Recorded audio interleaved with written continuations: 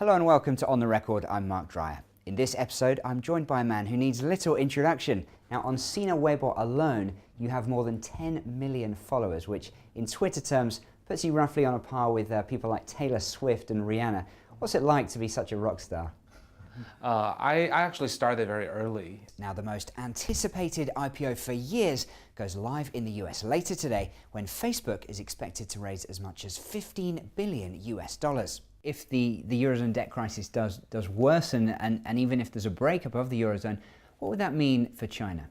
Whatever happens, I think that China has to be prepared for a, might say, adverse global environment. But within the Chinese market, given that it's so competitive and ruthless in certain areas, once companies have established that edge or advantage, how can they maintain the edge? Boeing has said that by 2015 it wants to get 1% of its fuel as biofuel, and it can then grow from there. 1%, obviously, we still have a long way to go. How much can biofuel really revolutionize this industry?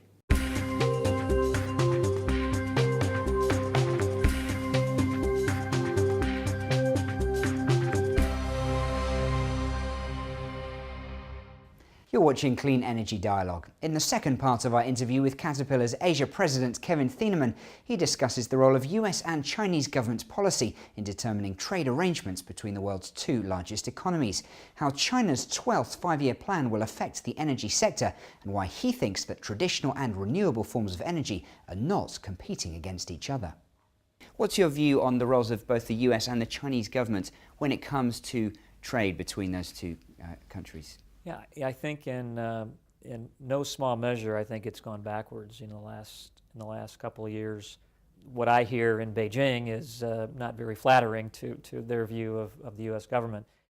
Hello and welcome to a special edition of China Biz coming from the 2012 Beijing International Automotive Exhibition.